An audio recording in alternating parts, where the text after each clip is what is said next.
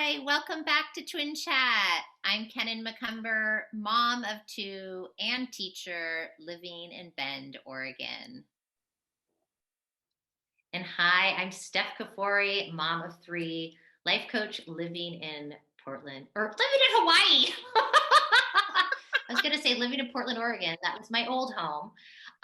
But we have our guest, Summer Bennett from Portland. Hi, Summer. Hi. So Summer has been Kenan and my best friend since the fifth grade when we met her. She was Kenan's locker partner, and she and Kenan were outside on recess. And Summer was 6 feet tall in the fifth grade. I want all of you to know that. So I thought she was from the middle school or high school and like a teacher helper who was coming in. So fast forward 34 years, we are here today.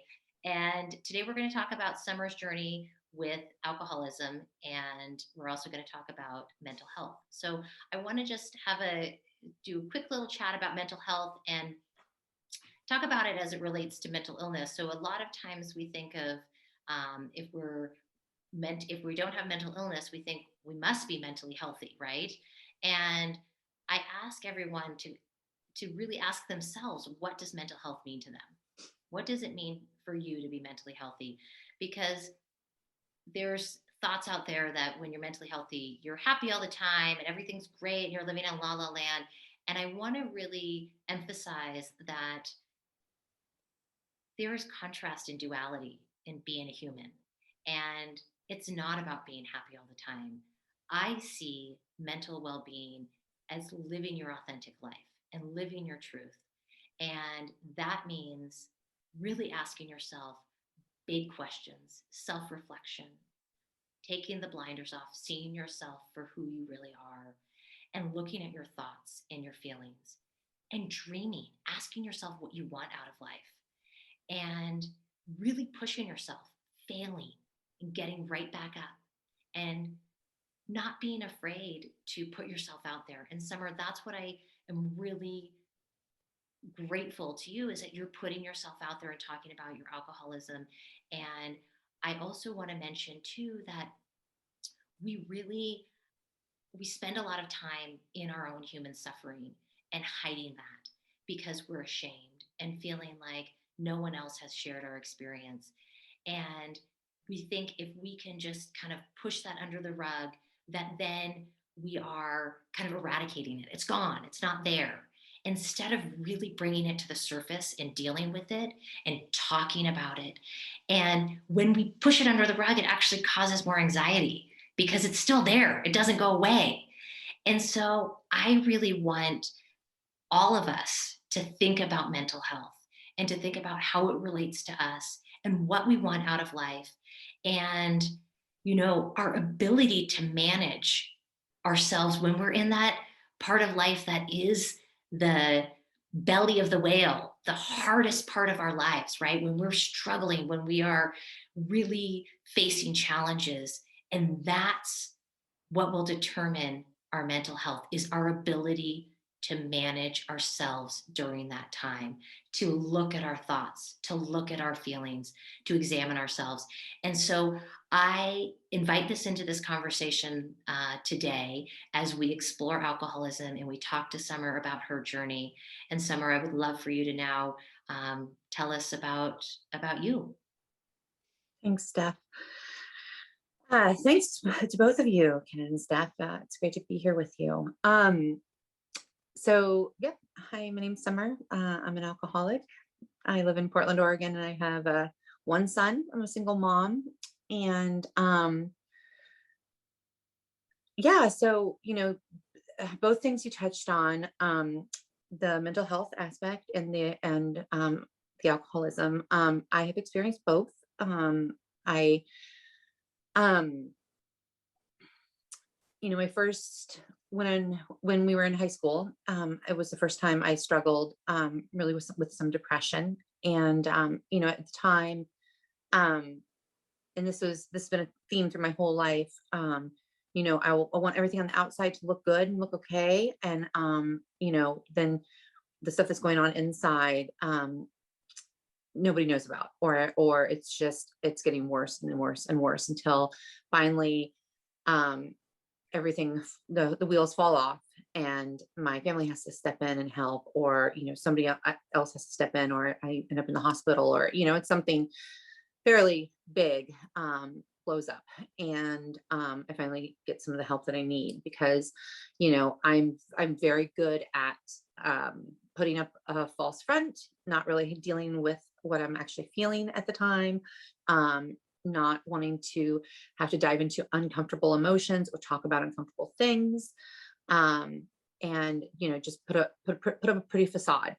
Um, and that carried, and so the first time I really dealt with that was some depression in high school.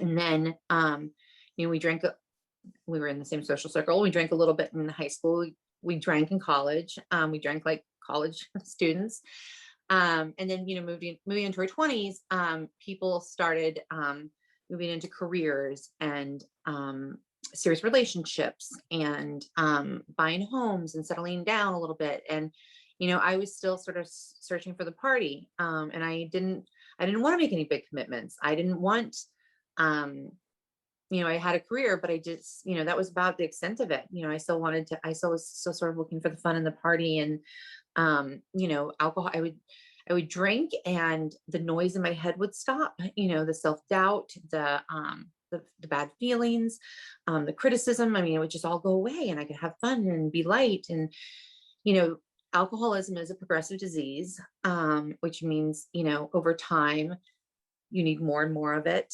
And you know, at some point the party kind of dies, and it's not really drinking for fun anymore. It's just kind of drinking to survive and to get by. And the first time I got sober, I was 24. And so I'm 44 now. I do not have 20 years of sobriety. I did have two relapses, but I um, got sober the last time in 2012, and I've been sober since 2012. And it's in that time, it's in these last 8 years that I have really put in the work, and paid attention, and really, it's the work. I put in the work that you have to do, that I have to do, in order to stay healthy mentally, and to stay sober. And for me, a lot of that is I have to live a very transparent life. Mhm. I have to be very honest with myself and with others. I have I had to learn to, I mean, getting sober, um, I was partially drinking to self-medicate, because I was suffering from depression and really severe panic attacks, and I would drink and they'd go away. And it worked. It worked. The problem was I would wake up the next day and I would be depressed and have panic attacks. It was first thing in the morning. I had to go to work. Mhm. And what am I going to do in that situation? So, when I got sober, my, the tool I was using was gone. And I also used it to not have to feel a lot of stuff, a lot of big feelings. I didn't want big commitments. I was afraid of everything. I was afraid of everything. I just didn't want any big feelings. And I drank to not feel.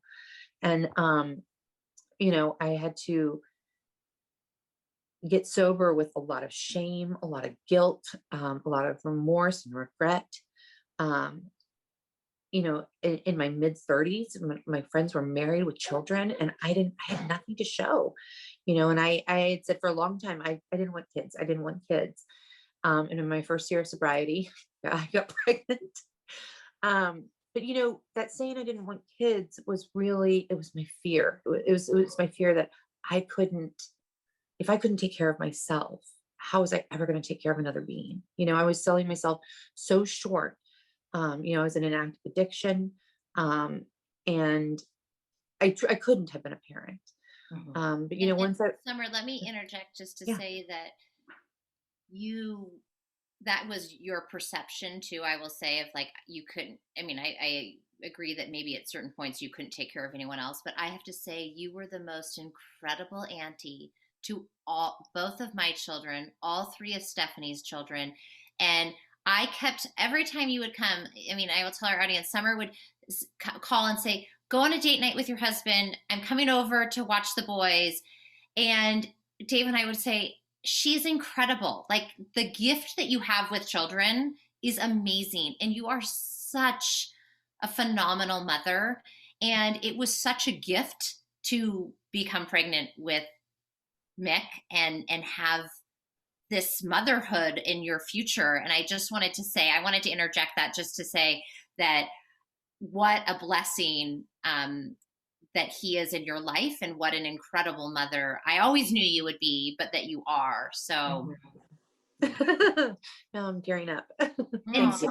Summer, one thing I wanted to ask you, and kind of, talk about with our audience, to tell our audience, is that, you've been in AA, Mhm. and it's called Alcoholics Anonymous, but you are talking about your story, and you're bringing it, you've always been transparent, with people. Like, if you're out at a bar and people are like, do you want to drink? You're like, no, I don't drink. And sometimes you'll say, if you want to get deep, you'll tell them, but tell us tell us about your experience of opening up about this.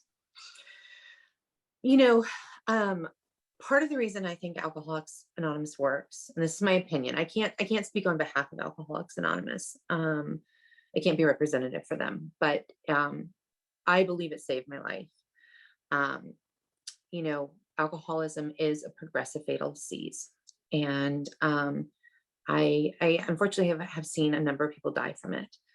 Um, and um, I sorry, I lost my train of thought there for a second. Go back to your key So question. what you're Oh, you're open about the anonymous. Yeah. it. Yeah. Okay. So the anonymous. So when I walked into Alcoholics Anonymous, and people were sharing very openly about their struggles with alcohol, and I was looking around the room at these people, thinking, these don't look like alcoholics to me. I mean, these people are dressed well, and they have careers, and they have families, and I mean, this just doesn't look like what I expected it to look like. But they started, I mean, what they talked about was my experience. It was the things I'd gone through, it was the things I'd felt. It was some of my greatest fears, and they were talking about emotions and walking through emotions, and emotions not killing us, and um, the freedom they had from alcohol, this freedom that I just couldn't imagine. And 8 years into this now, I I understand that freedom. Like I have freedom from alcohol. I have freedom from panic attacks. I have freedom. I mean, there's just, if there was a word for my life now, that's what it is. As Mhm.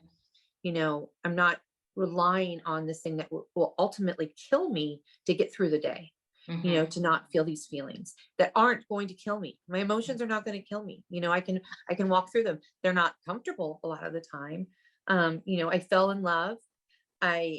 While I was sober, I had my heart broken while I was sober, and I survived it. Yeah. I was scared to death to become a mom because I was afraid, what if I don't live up to this? I did love children, and truthfully, when I really got honest with myself, I did want them, but I was too afraid. I was too afraid to say that. I was just selling myself so short because I thought so little of myself at the time.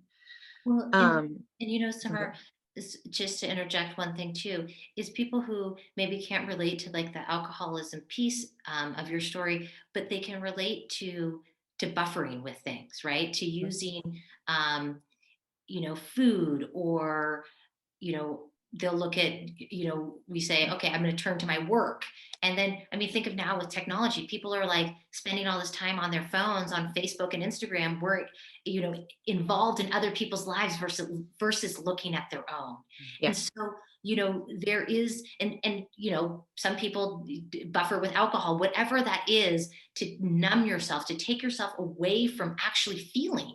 And that's what's so profound about your journey, is that you took away the element that you were turning toward, and you're actually like sitting, and I use this metaphor all the time in my coaching practice, but you sit in the dentist chair with no Novocaine, Mhm. right? And you really feel it. You feel all the feelings, and you go through that journey, and you're not numbing yourself out. And I think that's that's real life, right? That's the human Mhm. experience of like, I want, I want to be my best self. And to be my best self, I've got to go through this journey. And Well, and I mean, sorry, just to add to that, like Mhm. the lows make the highs so much sweeter. Mhm. I mean, going through all of that hard stuff. I mean, going through all that initial pain when I was getting sober in the first 6 months, the first year. I mean, it hurt. It was raw. I mean, I cried in the fetal position a lot. um, but when I started to slowly come out of it, everything looked brighter and was more beautiful and felt better. And because it was just, I wasn't suffering Mhm. as much. And, eventually the obsession, the mental obsession with alcohol lifts. Mhm. And, and I think talking about being open about this, you know, more and more I've seen people come out and talk openly about being addicts or talk openly about having mental health issues, whatever it is. And there's a wide variety. I'm an alcoholic. I suffer from depression and from panic disorder. But I'm not ashamed of those anymore. I don't hide that. I don't need to keep it a secret. I've learned a lot from it. And when other people have opened up to me about those similar things, it's so refreshing to know I'm not alone. Mhm. And we just went through a pandemic, or we're in the middle of a pandemic still, where people have suffered a lot. Mhm. And tools for dealing with that can be hard to find. And Yes. so sometimes just knowing somebody else has gone through it and like, how did you deal with it? Um, just helps so much. And I'm not ashamed of these things. My family's not ashamed of these things.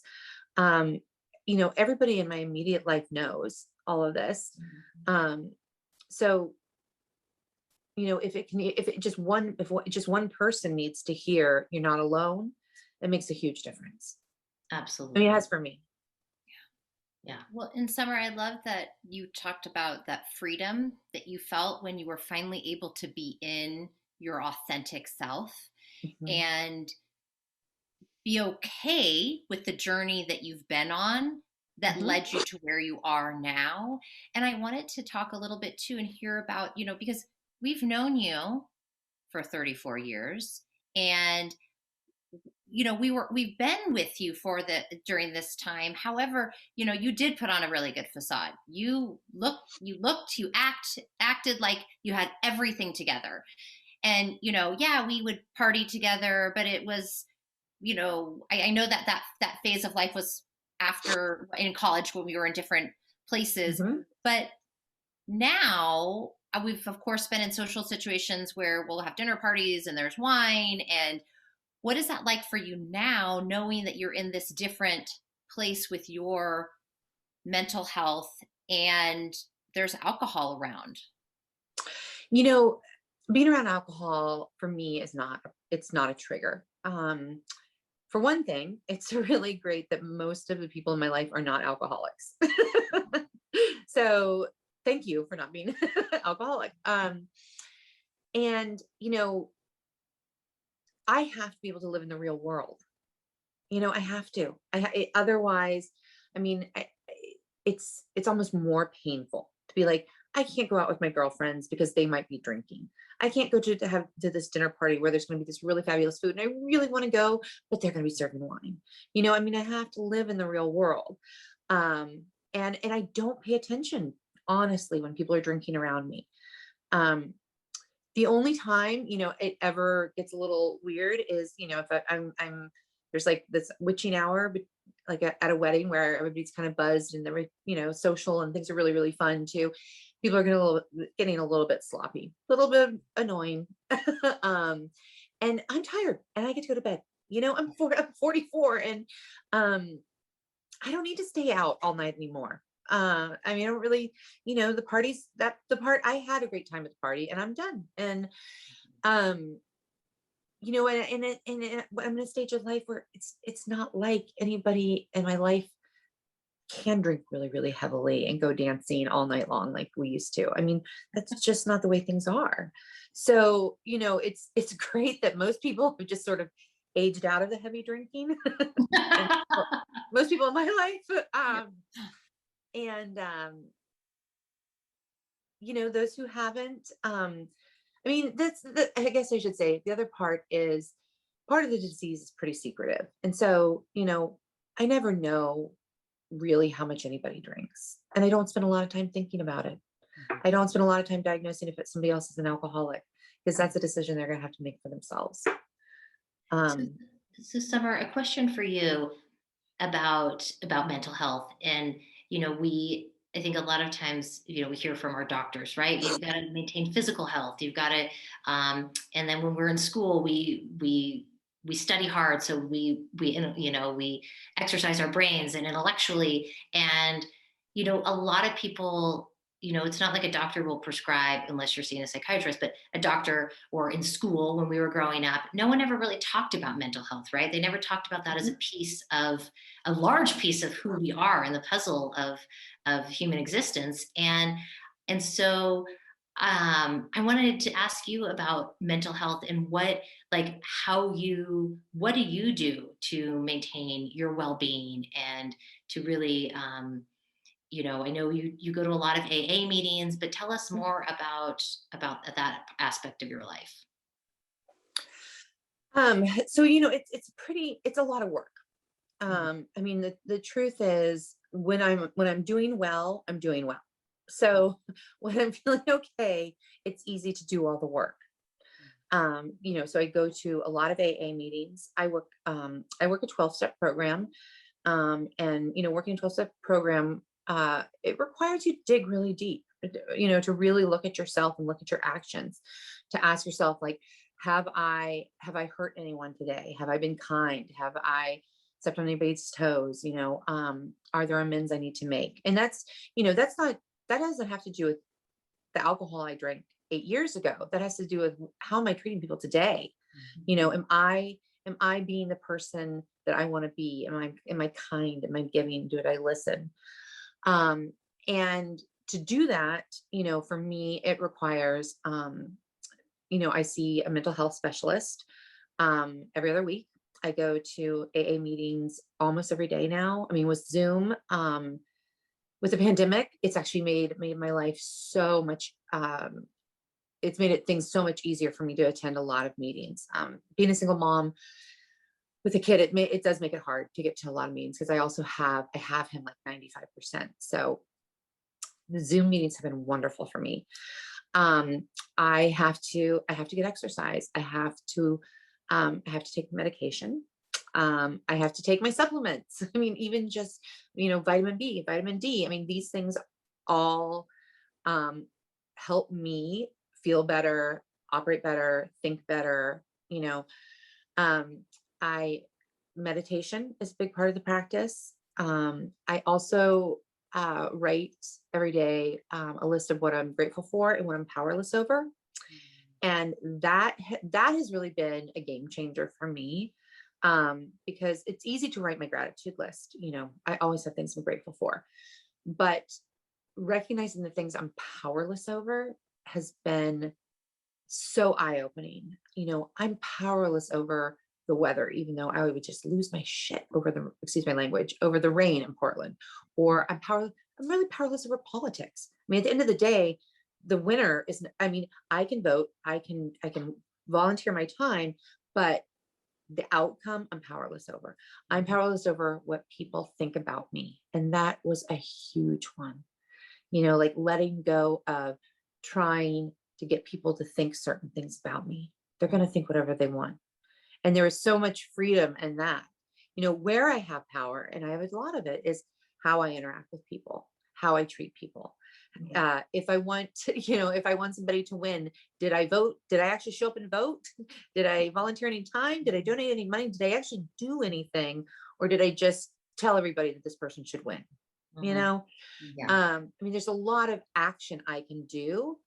But it's recognizing where I'm powerless. I am powerless over the global pandemic, but I wear my face mask. I use a ton of hand sanitizer. I don't go out a lot. I don't socialize. I got my first immunization. I mean, those are the things, and it's a lot of work. Now, what's hard is that it's hard to keep all that up all the time. And over Christmas, I struggled with some depression. And when you're depressed and you're like, the best thing for me is to get up and work out, is to, talk to somebody, ask for help, well, all of these things, like those things are really hard. They're really hard to do when you feel like Yeah. SHIT. I won't say it again. Well, it's like, and I think you've said this before, you don't even feel like getting out of bed. So No, to put that list of things on you and then to feel then guilt that you're not doing them, it perpetuates itself of it does. that cycle. Well, and Summer, I think one thing that is really important, what you just said, is the action piece, right? It's that when you are able to take action and you're able to look at the big picture and you're able to really take those steps, even if they're micro steps and they're baby steps, you take them and you're like, okay, I'm going to inch forward and I'm on this path. Um, and it's, I really just want to thank you for sharing your story and being here with us today, because I think so many people live in a place of, um, and it's not just about alcohol, I'm just in general, but of not wanting to expose those raw pieces for, like you said earlier, for fear, shame, and all of those emotions that come up. But when you're able to just let it be what it is and not attach those negative emotions to it and those thoughts to it, then it just allows it to be the circumstance in your life. The circumstance is, hi, I'm Summer Bennett, I'm an alcoholic. It's neutral. It doesn't have a negative or a positive. It just is what it is. It And is. and it's the thoughts that we create, that we make up in our mind, that either make it bad or good. And you have the power over that. And that is like the golden nugget right there, right? And so I say that to everyone out there, that it is choice in life. And it's gnarly work and it's hard to be in that truth, but that is, Mhm. what a rich life you live when you decide that you want to grow and evolve. It's So true. yeah. Yeah. And our thoughts, I mean, I'll just add to that stuff that, our thoughts are not fact. And sometimes our brain is really out to get us. And Mhm. so, doing the work, talking to people, asking for help. One of the hardest things for me in all this entire journey has been to learn to ask for help. And Mhm. it's still hard. It's still hard. And I have a lot of people helping me. Mhm. Mhm. I had to ask you for help. And We're you, always you know, we're always here. And I've never judged anybody who's asked me for help. And I have to remember that. Like, people need help. It takes humility and it takes practice. I mean, I really think that a lot of this is just, it's practice, it's honesty, um and just learning over time, Mhm. and Yeah, being in grace, giving yourself some grace. yeah, yeah. So Kenan, thank you. you have anything else you want to add, Kenan? No, Summer, it takes a lot of courage to speak your truth and tell your story. And it means so much to me that you're here with us today and sharing with everyone, your raw, true self. And you are just such a beautiful person. And I love you. And I'm just, I'm so proud to say that you've been my best friend since fifth grade. Like Steph said, when Mr. O put us together as locker partners, and I just thought you were the coolest person ever. Summer had just moved to Portland, new girl, and Very much. you became my immediate best friend. And I can't imagine my life without you in it. And I just, even obviously the ups and downs of life in general, we've been there for each other, and you've been such a support in my life too. So I just thank you for being here. Yeah. Thank you. Well, thank you both. You both have loved me and supported me and never judged. And that's, that is really what it takes. It takes finding the people that will just accept you for who you are and without judgment. Kenan, you were the first person I called when I was pregnant. I'll never forget that. Oh my God, what am I going to do? I think you were either shopping in Fred Meyer or I was shopping in Fred Meyer. And I was like, oh my gosh. I'm trying to remember. Yeah. By prenatal. No, I was shopping in Fred Meyer because I said, I have to pull off the aisle with my cart so I can be fully present in this conversation. Yeah. So thank you. Thank you for having me. Yeah. Thank you for loving me and accepting me. Thank you, Summer. And thank you to our audience. And please join us and subscribe and turn on your notifications. We release new episodes weekly. And you can find Twin Chat with SNK on our YouTube channel, Apple Podcast, and Spotify. You can also find us on Instagram at rise.life.coach and online at riselifecoach.com. So thank you, everyone. Have a great rest of your day. Bye-bye. Bye. Love you. Summer. Bye, ladies.